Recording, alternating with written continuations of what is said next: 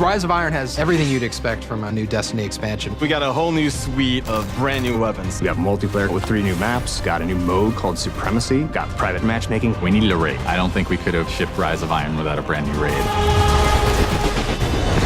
Tons of new armor, tons of new gear. There's a story campaign with characters and cinematics. New public events, new patrols, and new secrets to uncover.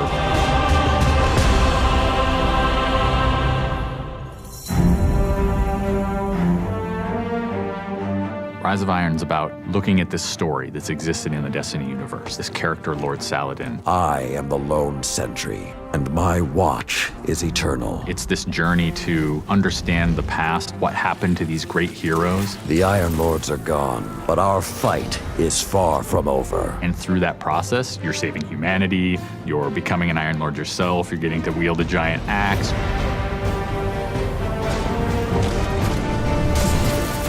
The idea of playing through a blizzard is something that we've never tried, and you're going to see that in Fellwinter Peak. Fellwinter Peak is very interesting because we've never had the player fighting through a social space before. When you walk in there for the first time and the fire's lit and it's just casting glow up onto these 8 heroes, you've been holding their weapons for 2 years. When we can take those elements of Destiny and put them all together into one coherent moment, I think is awesome.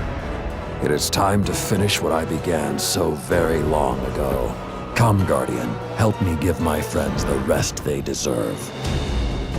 This is the Guardian's journey with Saladin. He's sending you out into kind of a land that's been forgotten in the Cosmodrome. You're going into Earth, but it's changed, it's actually expanded. You'll see the plague lands, post-apocalyptic sky, there's lava welling up from the ground. We know the devils have been digging into the Cosmodrome for years. They've been looking for something. Well, what they found is SCEVA. It is a nanotechnology that can be used to shape things, but they're not trying to use it to build, they're trying to use it to destroy.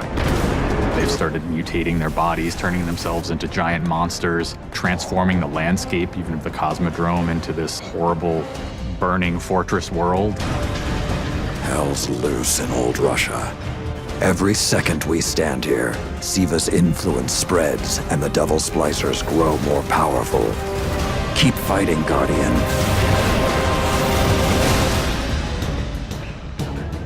After the campaign finishes, you have patrols that really tell the story of this continued infestation in the land. And we have a new strike that shows just what the Fallen are doing with the SCEVA. It's this spooky place called the Wretched Eye. There's this really neat boss encounter. A fallen captain has plucked an eye out of an ogre, affixed it to his weapon, and he's using that to sort of tase you out of your rat hole while this blind ogre just walks around trying to crush you. We also have a few reprise strikes that we're bringing back for players.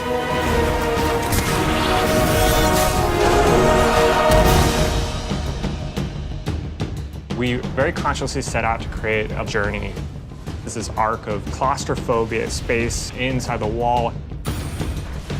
And then you get on top of it, and it's sort of this amazing breath of fresh air. You get this vista from the Cosmodrome, it's lit on fire, and there's this death Zamboni who's just trying to crush your bones to dust. This giant machine with a ball arm, spikes on it. What does it mean in a raid when you've got to run? I actually want that tension to exist. There's something really emotionally powerful about going on a journey, reaching to the top of the mountain and then crashing back down, confined once again. I think players had a lot of fun when they played Court of Oryx on the Dreadnought, and so we wanted to create a similar type of experience in the Plague Lands, give it this different theme. You ready for this? Almost Thunderdome, Mad Max kind of feel where you jump into the ring and the walls get closed off and then it's just fallen start pouring out. Here they come. And you get a giant flaming axe and you just start beating the crap out of guys.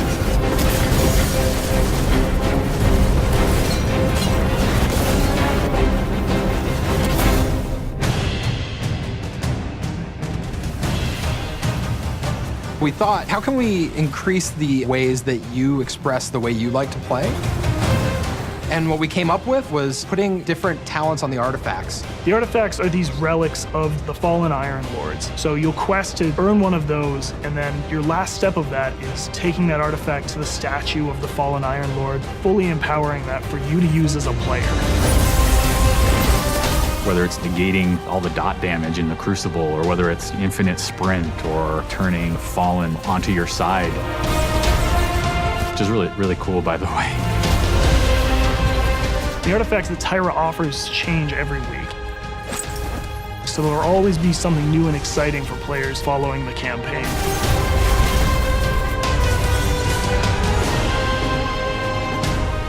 When you put snow, everyone thinks of pelts and cloaks and hoods.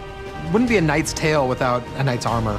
When you look at the Iron Lords and you look at the Raid set, you look at the Iron Banner set, or you look at Trials of Osiris, they're all new with a much wider palette that players can pull from. And when you throw ornaments on top of all that, we're going to see a lot more variety in gear. So the ornament system is this really cool thing that lets you take some of your favorite pieces of gear and then you customize this weapon the way you want it to be.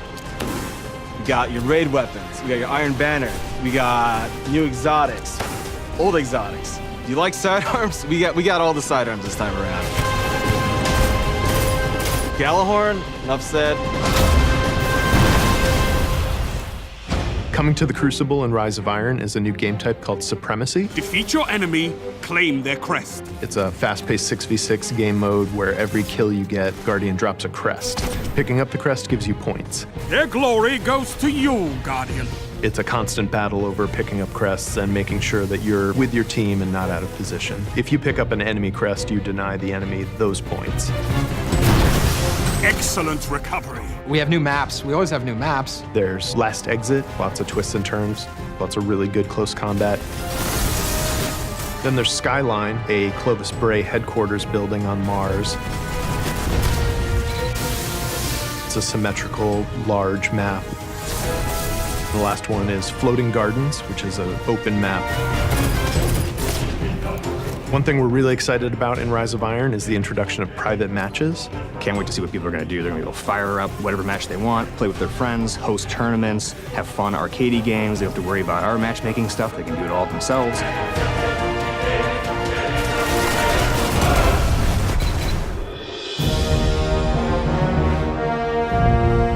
Sometimes when I play and I have headphones on and I'm in that world, I get little chills because it's not just the effects and the amazing graphics, it's the audio that helps reinforce the journey that you're going through. We really want Destiny to feel like it's a natural world that you inhabit, like it's a world that could exist, that does exist.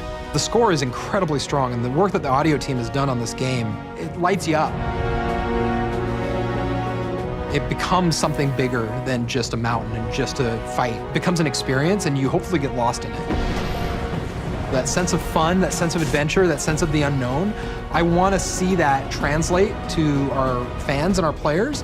When you see your character at the end of the campaign, I really, really hope that you feel triumphant and proud, like, wow, I'm becoming an Iron Lord.